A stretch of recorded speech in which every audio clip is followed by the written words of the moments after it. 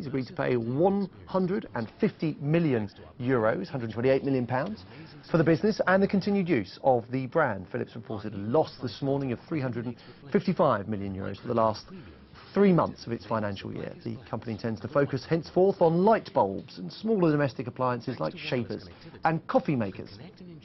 The Chancellor has been criticised by MPs for effectively using his annual autumn statement as a second full-scale budget. The cross-party Commons Treasury Select Committee said that having 2 major statements each year added to what it called the potential uncertainty for business and the wider economy. The next bout of potential uncertainty is on the 20th of March. Youth unemployment is growing in the UK at its fastest rate than any other country in the G8. Joblessness among 15 to 24-year-olds increased by 35% to 916,000 between 2008 and 2011.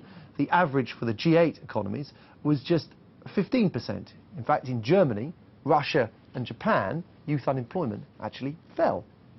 Let's speak to Sarah Sillars, who's from Semta, the sector skills for advanced manufacturing and engineering. Sarah Sillars, a very good afternoon to you. Can we point fingers at the government here? No, I don't think we can. I think there's been an absolutely fantastic surge in the number of apprenticeships taken on over the last couple of years.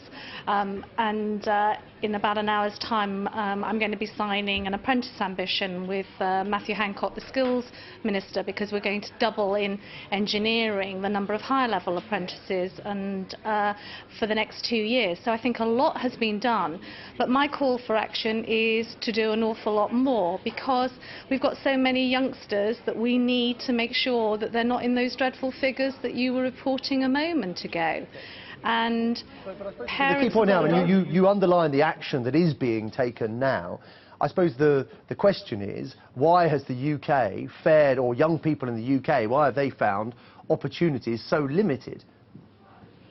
I think there has been a lot of youngsters that have probably not been clear about where they want to get to. I think we've got a job to do with parents, with teachers, with careers advisors. There's been such aspirations for people to go to university, and there's been a lot of focus on graduates. But now is the opportunity to say not only does the UK need a large number of graduates, it needs an awful lot of youngsters coming in at the youth end of the market, because so many apprentices can be the future talent and have great career opportunities. But I mean, are you surprised that young people in Russia, Japan, Germany have better prospects or managed to find work in a way that young people here in the UK did not? I think I was very disappointed, as many other people will be, by those figures.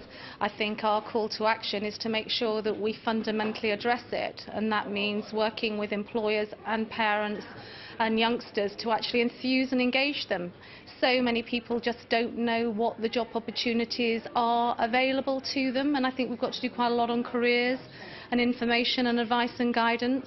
And we've got a lot of employers saying they haven't got the skills we need, so we've got to be better at matching those up.